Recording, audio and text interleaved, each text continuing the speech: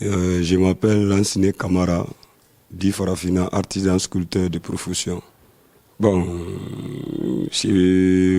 dans ma galerie ici, il y a plusieurs objets d'art, surtout les objets qui représentent le pays, l'Afrique, ainsi de suite, quoi.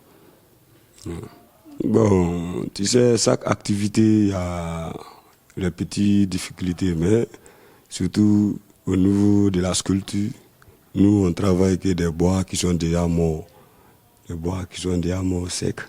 Donc, il faut le faire revivre encore, quoi.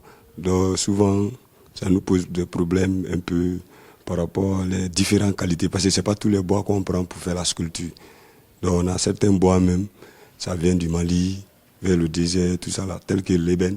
L'ébène, c'est un bois qui vient du Mali. Donc, ils vont chercher là-bas, ils envoient. Nous, on va à Cancan ou bien à Conakry pour acheter, pour pouvoir satisfaire les clients, quoi. Bon, tu sais, l'art, c'est la patience. Un artisan, il faut être patient. Un artisan qui n'est pas patient, c'est pas facile de vendre ton œuvre. Donc nous, c'est la patience qui fait qu'on arrive à écouler un peu nos activités. Dieu merci, comme la fois dernière, c'était lancement de saison touristique. On a beaucoup d'espoir par rapport à ça, parce que lancement, ça s'est passé en forêt, où ils ont montré les différents objets culturels, les différents sites touristiques. Donc ça fait que peut-être depuis le lancement de cette activité, on a l'espoir qu'on va recevoir beaucoup de clients, beaucoup de touristes, quoi. Il y avait beaucoup de personnes, même à Zéro-Corée ici, qui ne savaient pas s'il y a un centre artisanal. Donc ça fait que par rapport au lancement et qu'on voit beaucoup de choses à la télé, donc ça fait que les gens se disent, mais on a ces bijoux ici, et puis nous on ne sait pas. Donc ça a permis à les gens de faire la découverte du centre, et puis venir voir les différents talents des différents artisans qui se trouvent au centre, quoi. Bon, vous voyez, il y a beaucoup d'objets, il y a des éléphants, il y a des animaux, il y a les cartes, c'est beaucoup, c'est tellement beaucoup, je ne peux pas citer tout, quoi. Il y a des différents aussi objets qui représentent la région, les différentes communautés qui vivent dans la paix dans la région, ainsi de suite, quoi. Oh, merci beaucoup. Ce que je peux dire à la population, plus à les gens de bonne volonté, l'art, c'est l'avenir. L'art, c'est l'espoir. L'art, c'est un métier noble. Aujourd'hui, Dieu merci, les autorités, on commence à prendre, on commence à regarder les différents corps de métier des artisans.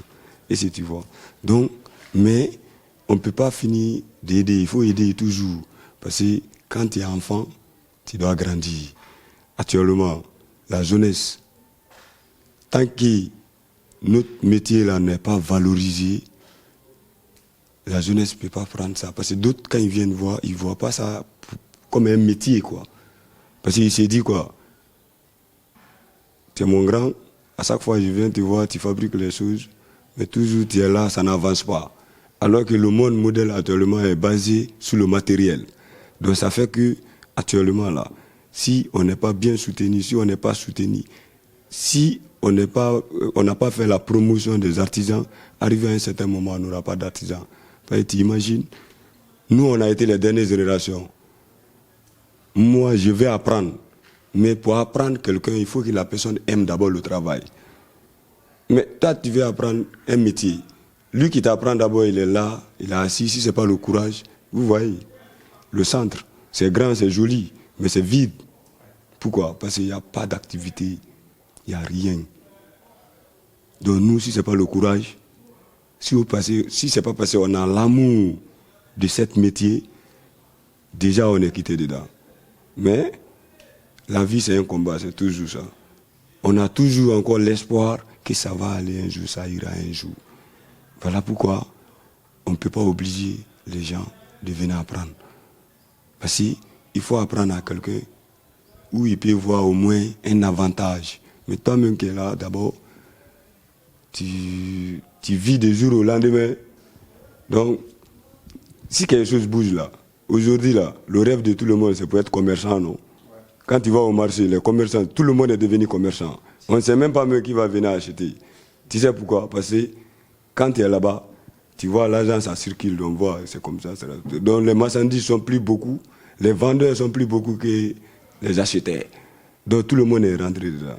Donc si aujourd'hui, l'artisanal, les différents objets culturels du pays sont valorisés, il y a la promotion, on voit que ouais, les artisans, à chaque fois, on voit les touristes, on voit les étrangers qui viennent, c'est comme ça, il y a la promotion.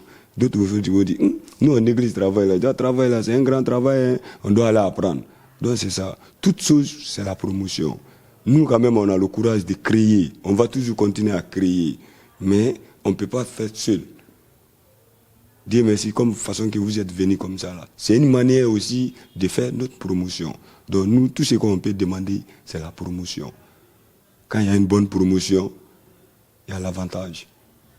Sinon aujourd'hui, moi ça me fait mal quand je vois mes frères, mes soeurs qui vont rester dans le Méditerranée. Ils vont pour faire quoi? C'est pour travailler, non? Mais on peut travailler ici, on peut créer, on peut faire beaucoup d'activités. Mais si l'activité ne bouge pas, c'est pas facile. Donc c'est tout ce que je pouvais dire, quoi. Merci beaucoup. Merci beaucoup. Ouais.